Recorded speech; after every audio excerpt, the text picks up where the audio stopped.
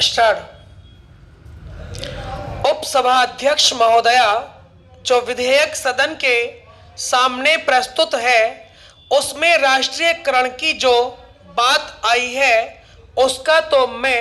समर्थन करता हूं, लेकिन जिस ढंग से यह विधेयक लाया गया है उसका मैं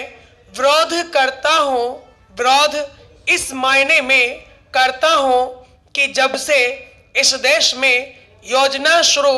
हुई है उसके लिए रुपए की कमी बराबर महसूस की गई है और बीच बीच में आंदोलन उठते रहे हैं। बीमा कंपनी, चाहे वह लाइफ इंश्योरेंस कंपनी हो या जनरल इंश्योरेंस हो, इसका राष्ट्रीयकरण हो, इस तरह का आंदोलन बराबर चलता रहा है। इसके बाद जब से इस सरकार ने समाजवाद की बात कही है तब से इसने संविधान की भी मरम्मत करना शुरू कर दिया है और कहती है कि चूंकि संविधान में कुछ ऐसी धाराएं हैं जिन धाराओं की वजह से जो हम देश में समानता कायम करना चाहते हैं उसके लिए जो मुआवजे की बात उठेगी वह कानून के मुताबिक हमको देना पड़ेगा और तब कोई बड़ी बात हम नहीं कर सकेंगे। लेकिन उन दोनों बातों को कहने के बाद भी जिस ढंग से यह विधेयक इस सदन के सामने लाया गया है, मैं समझता हूं कि वे सारी बातें सिर्फ सरकार के कहने के लिए हैं, समय पर अपना काम चलाने के लिए हैं, लेकिन दिल से सरकार यह महसूस नहीं करती है कि जो देश की योजना है उस योजना को चलाने के लिए सचमुच में जो देश के गरीब लोग हैं उनके हित की रक्षा के लिए हमको रुपए का प्रबंध करना चाहिए। ऐसा वह शायद नहीं समझती है। उसी तरह से जिस ढंग से संविधान की मरम्मत की गई उसमें भी सिर्फ प्रॉपर्टी के बारे में मरम्मत होनी चाहिए थी, लेकिन सिर्फ प्रॉपर्टी के बारे में मरम्मत नहीं करके जिस ढंग से मरम्मत की गई है उसका यह नतीजा हुआ है कि सरकार ने अपने हाथ में सारा पावर ले लिया है और आज अगर कोई आदमी इस बात को कोर्ट में ले जाना चाहे तो कोर्ट में भी वह किसी बात को नहीं ले जा सकता है। और उसका एक भ्रष्ट उदाहरण हमारे सामने यह विधेयक है। जिस समय लाइफ इंश्योरेंस का राष्ट्रीयकरण हो रहा था उसी समय में इस बीमा कंपनी के बारे में राष्ट्रीयकरण हो रहा था, लेकिन इसके लिए आंदोलन नहीं किया गया और इतने दिनों बाद आज उसका राष्ट्रीयकरण हो रहा है। और उसके पहले भी जिस समय टेक ओवर हो रहा था उस समय भी यह कहा गया था कि इसका राष्ट्रीयकरण किया जाए, लेकिन उस समय भी नहीं किया गया और उसके बाद 20 महीने के बाद अब उसका राष्ट्रीयकरण हो रहा है और उस राष्ट्रीयकरण के सिलसिले में जिस ढंग से कंपनसेशन दिया गया है वह उचित नहीं है। जब लाइफ इंश्योरेंस का राष्ट्रीयकरण किया था तो उस समय जबकि उनकी संख्या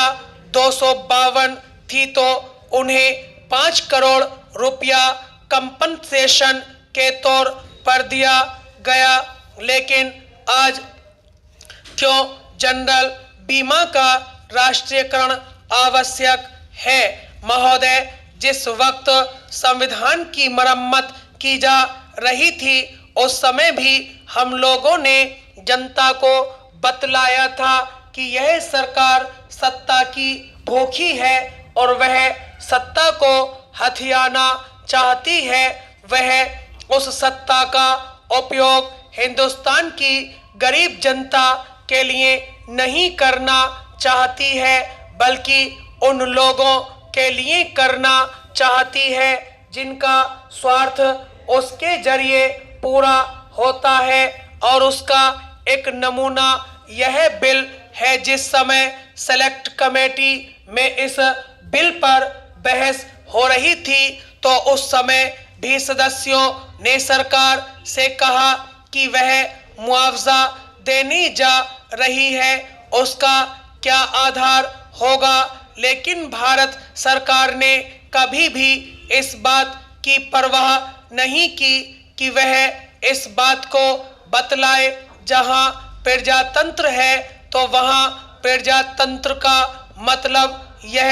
होता है कि सरकार सारी संसद के प्रति जिम्मेदार होती है और वह सारी बातों को समझती है कि वह क्या कर रही है, वह ठीक काम कर रही है। इस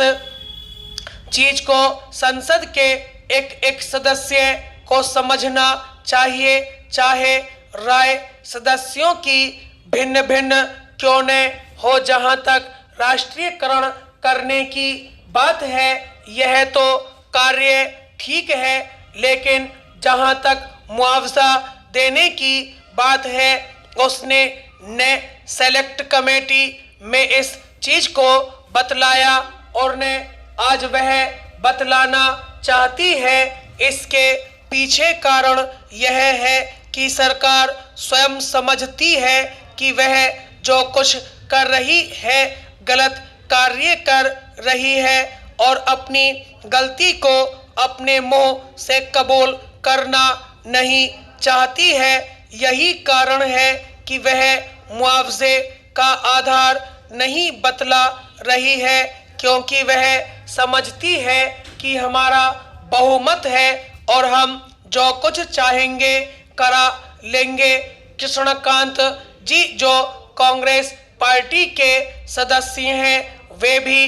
कहते हैं कि यह जो बिल लाया गया है यह गलत तरीके से लाया गया है। वह इस विधेयक को नामंजूर कर देना चाहते हैं, लेकिन वे कहते हैं कि हम लोग लाचार हैं क्योंकि हमारे ऊपर व्हिप की वजह से भार आ जाता है कि हम इस बिल के संबंध में अपना मत दें। इस तरह से सरकार इस बिल को पास कराना चाहती है ताकि वह कह सके कि वह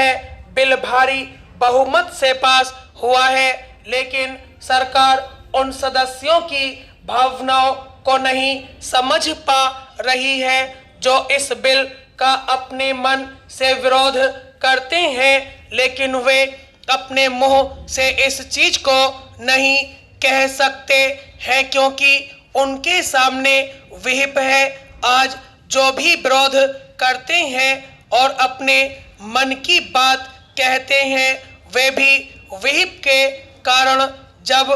मत देने का समय आता है तो सरकार के पक्ष में मत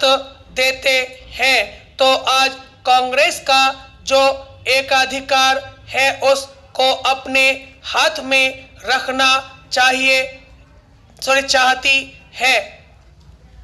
ताकि वह उसे जिस तरह से चाहे काम में ला सके। जहां तक किसी पार्टी को सत्ता मिलने का सवाल आता है वह ठीक बात है कि उसे इंतजाम चलाने के लिए सत्ता मिलनी चाहिए, लेकिन कोई पार्टी सत्ता का दुरुपयोग न करे। स्टॉप।